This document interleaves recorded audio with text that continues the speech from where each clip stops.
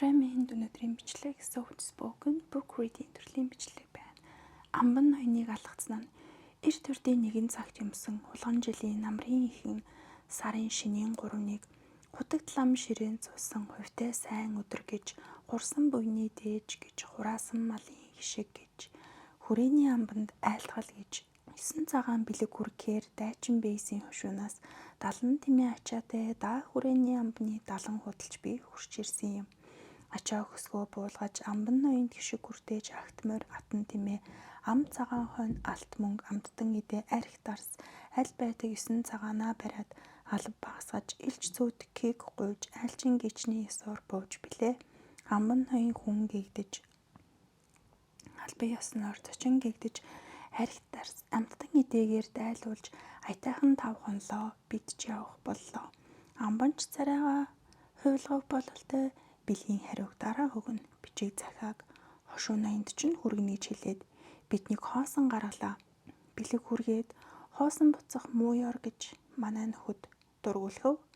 За тэгвэл 9 цагааныхаа хариуд амбан ноёныг нэг алгатал яана гэж би тэдэнд хэллээ. Хэрв амбан ноёныг алгатвал чиний бүндгөр чинь амбан ноёны үүдэн дээр үүр дүлгөөстэй байх болно гэж манайхан амлалтав. За тэгвэл 70 худалчин дийлэх нөө. Таалам хүрээний амбан дийлэх нөө үзэндээ гэж ам өчөг тавив. Маргааш өглөө би маш эрт босож амбан ноёны үүдэн дээр сахин сууж байтал амбанч гараад ирлээ. Би ч тас хийгээд авлаа. Тас хийлгээд авлаа. Амбан ноёнч газар өгтгийн өнөө албат нарч бужигналтаж эхлэв. Илээ яалаа халаг хохой энтер гэж болцов. Амбан ноён арай хийж өндийгөөд чи яаж байна гэж асуув. Тэгэхлээр нь би ийн хэлрүүн өршөөгөөрөө эзэн тэнгэр минь би гэдэг хүн архаг өвчнөөр 10 жил өвдөөд им дом эмч сүвлэгч илдэв дээдээр аргалаад идгсэнгүү болохоор нь эрхэм мэрэгдээс асуувал тэнгэр алгадвал чиний энэ өвчин идгэн гэж хэлсэн юм аа. Гэтэл над чиг муу заяат мотор толгойд усан нүдэд цусан зөрөгтөд тэнгэр яахан улдах билээ. Арга буюу таныг манжин хаан эзэн тэнгэрийн хүү тэнгэрлэг язгуурт их тэнгэр хэмээн алтарсан болохоор л таныг л алгатахаас өөр аргагүй боллоо. Уучлж хайрлана уу гэхэд манжин амбан ийн хэлрүүн чамдаач би тэнгэрэн тэнгэрээ өвчин чинь идэх болтугай. Үш хонзон байхгүй болохоор хамаагүй явбаа гэж хэллээ. Эзэн тэнгэр минь ингэж намайг баярлуулах гэж дээ. Одоо та бид хоёр өглөг авлага үш хонзон байхгүй болохоор таач морилж үз. Би ч явъя да гэд гарч одлоо.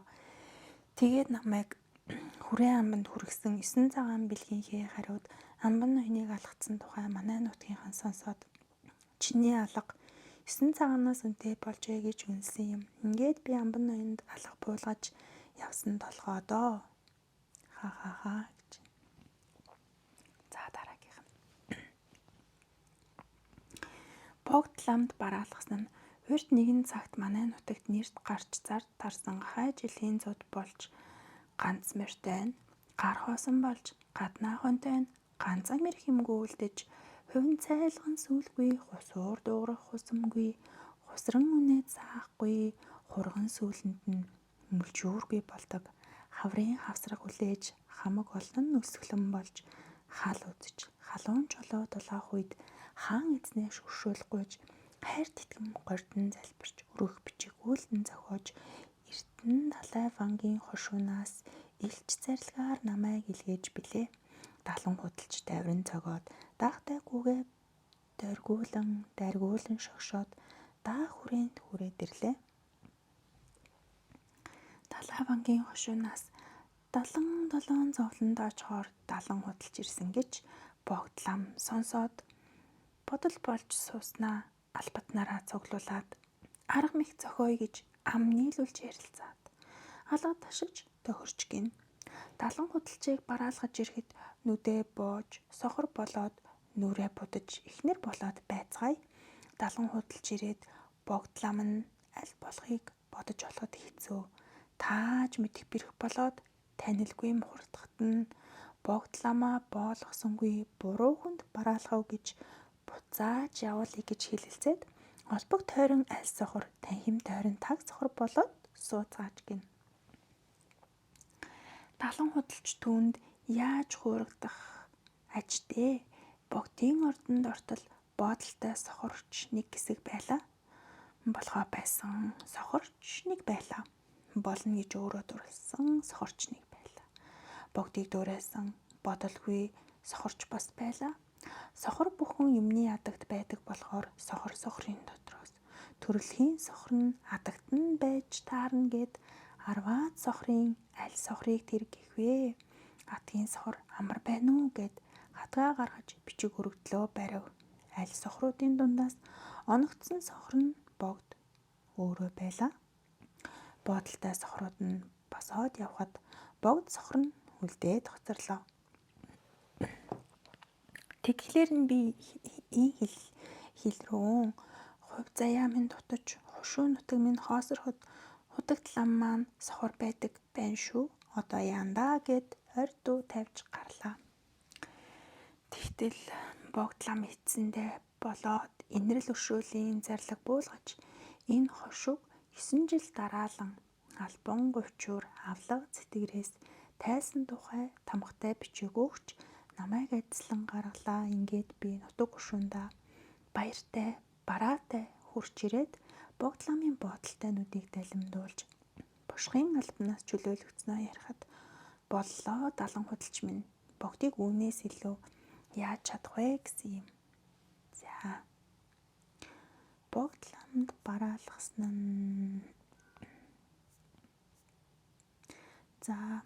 гайхамшиг төмөрөлтөө ганцаараа мянган зэрэгтэй тулалтай гутлын зодоо.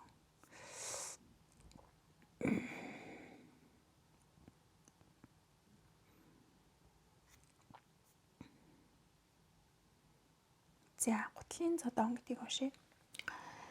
Тэгэд би тэр өдөртөө хаан хийж явсаар орой бүрэнхий болж од төгсөн хойно гэрдээрэд үлснийг хэлхүү хотгор бор эргийнхээ 2 далыг өчүүдэд чанаж идээд унтлаа. Гэтэл шөнө дүндийн үед манай гэрт пид бас нис болоод зодоон гарч эхлэв шүү. Сохтуу хүн ирээд агсам тавьж байна уу юу болов гэд босоод харсан чинь миний 2 гутал хоорондоо зодтолдож байв. Яагаад энэ 2 зодтолдог билээ гэд ажилтал. Чи бид 2 адилхан л өдрийн туш шалбааг, шавар, гатчин, газар алхацаар явж ирэхэд цаадах чинь чамд яагаад тос дүргээд намайг яагаад тоостой норхидог юм бэ? Чи юм уу бэлдууч цусарч гэдэл тас нис болцсон дэлцэж байсан юмсанжээ. Нээрээ тэгээ бодтол би нэг гуталтай гарынхаа тосыг түрхээд нөгөөг нь хоосон орхисон үнэн байв. Тэгэхээр нь би нөгөө гомдолтойд нь тос түрхээд хойшин тавьсан чинь сая чи майнаргүй болоод амар сайхан унтаж билээ гэхэд дархан хаан ха чи юм болох нь дээ хөө чиний мүү хүмүүн гутал хүртэл хөөрцгөлдөг болох нэ гэв. Дархан ноёнт минь ялгүй цусар баяжхад саад гэдэг үг би шүү дээ. Таач хүртэл сая адуучин хончин хоёроо орж ирэхэд адуучиндаа архиж өгөөд хончноо хоосон гаргасныг харуул миний мүү хүмүүн гутал тостод өсгөдөө гомдлцох нь баг хэрэг. Харин тэр гомдсон хончин чинь хүний хүү болсон хойно таныг бэлдууч гихгүй дээ гэхэд ухаа хөө би бэлдууч болж байна уу? За цааш нь яар гэлээ. Далан худалчийн ертөнцид хосгүй үнэнч хүн. Тэр жил тимэн жилийн хавар. Тимэн жилийн хавраа? Тимэн жил гэж байдаг лөө. Ямаан сарын хонин өдөр. За ханш нэг цагаар хадам ихтэй зодлохоор даа хүрээнд орж ирлээ би. Өвлөн нүнтэй, хавар нь хавтай, бэрөө булчинтай, дааг далантай сайхан жил боллоо гэж хөдөөгийнхэн хөөр болж хүрээнийхэн найр болж байтал. Гай газар дороос гахай модон дотроос гихчээр богд ламтны нүдэн өвдөж амбан ноёнтны чихэн хавдаж буян хийвлийдэг нь бурхан дахиул сайжрна гэж мэрэгдэн айлдаад мэгчин төлөвдөөд мэдээж нь мэл гайхаж гинэ. Аль байдгаар нь аргалж чадаад аргаа барахтаа майн уншиж даа хүрээний датсан сүмүүдүүд цуулаасаа чүж унгатаад хүн тоотойн хөдөр тухай зортол гүйдэн чулуун дээр мөргөж ядаад ингэж хэлж. Хүртний дөө эргүүлэхдээ чи харч хүрээний лам нар гүрэмдээ халуурч хүрэн жинстэй нь албандаа мангуу гурчсын нэрүүд нь өргөлдөөд харагдаж, чандгийн эцэд нь өглөختөө ядарч, уй гашуй гудамжийг нарч уйлгаа нүдтийг нөлмөсгөж, учир нь том алтгой байсныг хэлээд яах вэ? Далан худалч ирж гин гэж дуулаад тачигтал энийг цаг болж гэж хүрээний борчуулна хүрдээ эргүүлэхээ мартаад хүүхэн чавганц нар нь мөргөл ирэглээ орхиод далан худалч манайд оч гэлцэж айл бүгд орж амтэн бүгд залж ам нээснээ нинээж амар ирсэн нь ахилцаж байлаа. Тэгээ би үлгэр ярьж амтныг инээлэхээр хүрээ гандан хөлийн модчин сэлбийн гол элбийн цаг хүртэл 20 шөнө 2 өдөр нойргүй яваад хойч нарай хийж гэртээ иртэл амбан ноёнтон богд ламтан хоёрыг нийлгэн баясгавал энэ өвчин нь идэх нь илэрсэн гайн арилнаа гэж мэрэгдүүлэг буусан. Учир шав яамд дээдчүүд нь цугларч шар оройтоод хамнаар хуралдаж шадар түшмэл шав ошоогүй хэлэлцээд далан худалчийг ирүүлж даамаа сайхан худал яриалаад эргэтэл нинээлгээ гэж даа хүрээний ихсүүд нь дамдаманда шийдэж гиндэ. Маргааш өглөө нь маш эрт марзан шарыг майжиндаж байхад маама чавганцыг цацалтаж байхад манайд 9 цагаан хөлөсөн манзуу шур бурхны сүйх тэрэг үрч ирэв. Би ч богдын ортонд марлан очлоо. Богдлан бушиг зарлага амбан ноён албат харц цөм цуглаж засаг 4 аймаг шав 5 гушууны ихэстэйд симс хатад бүгд очиж шин ван толгойтой чомлом дараатай. Ирээн магнан гошролтуулж ийсгам шалгалзуулж хэргэм ямба хэлгэлзүүлж хэргэм булам сагсалжууж хинхэг судалтаа дараацалтаад чамрын гурил чансан будаа чавгны арх чанцаа хүртэл үрч их найр эхлэх үед би орж явчихлаа. Төвөрчөнгүүд нь дээшээ гэлцэн наргааных наашаа гэлцэв. За талан худалч чи зард гарсан худалчин бол залуу хөгшингүй нэлэхэр цантаа сайхан худал хийлээд айл гэж тэхүр судалны дундаас тэвэр амт таалам дундуур судлын дундаас нагарчаас энэр хадгийн судалны дундаас амбан ноёны заргаж 3 ам нийлүүлж хэлв. Гончих сум 3 эрдэм минь дэлхий өршөөж хайрлах минь явдаа эрхэмдээдс минь эсэн минь дүлтэд хэцүү болжээ цаанчин цагийн мөрч цоглошгүй галав хүүлээ цаад наадгүй сүдэж байна. Юу босныг айтгал. Айлтгал. Тхийн ивэр тэнгэрийг цаахтгаад тэмээн сүүл газар хагатгаад гал ус газар тэнгэр нийлж галав юулээд гар хорон газаргүй гаслан инлэн болж байхад юуны ч худал хийлэх эсэлтэй юм бэ? Худал гэвэл миний хувцанд наалцсан утаа дортгийг харцгаа. Тун эс бол тоонуудоо харцгаа гэв. Тэгтэл тэнгүүд нь тэнгэрүүд мөнгүүд нь мухурууд бондгууд нь надууд харцгаа. Чиний эн чин шал худал гэж шав яамны шалтан гандан зандруу хийнж өнөмшгүй юм ярина гэж ингээл ам. Би гэдэг хүн ихэстэйд байтгаа ижил доодоо худал хэлж үзээгүй хуурч мөхилж яваагүй болохоор өнөн учрыг хэлж үзэн харснаар эрхэмдээцмэн сойрхноо богд эзэн хаан өөрийгөө дууны хөл усын ээж гэж зарлаг буулгаж ноёрхсон билээ. Алууны хөл усын ээж. Тэгээд тэмээний сүлээр хийсэн ямааны шилбүрээр шидэт гигийн нүдээ тис зогсноос болж лагшинжил гаргаж лайлан чигураас нэг зөвөрлөл тэмээн сүүл газаргаах. Тэмээн сүүл газаргаах гатгасантай. Адил хэрэг биш үү? Амбан ноёнтон өөрийгөө асрын хүү тэнгэрийн эзэн гэж айлтан сойрхсон билээ. Тэгээд тхийн иврээр хийсэн хөөргөнийхөө халбаар гэгээ сонорч ихээ ухаж байгаад хулгай заагтгсныг зөөргөл тхийн иврээр тэнгэр заагтгсантай адил хэрэг биш үү?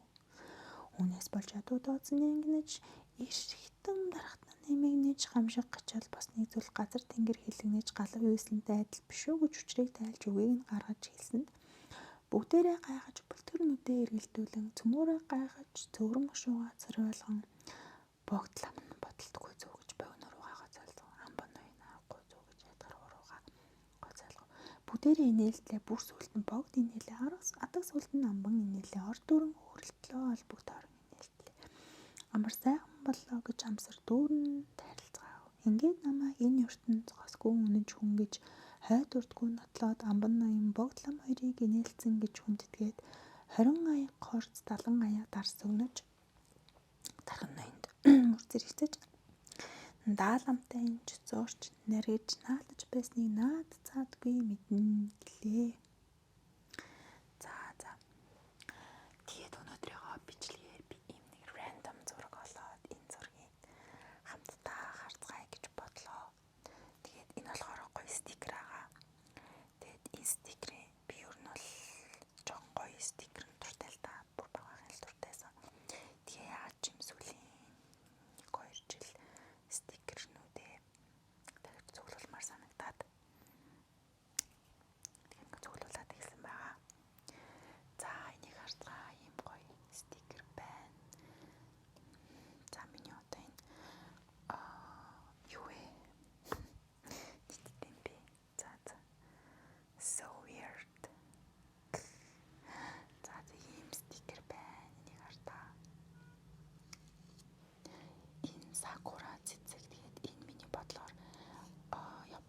Солонгос, Хятад ямар ч байсан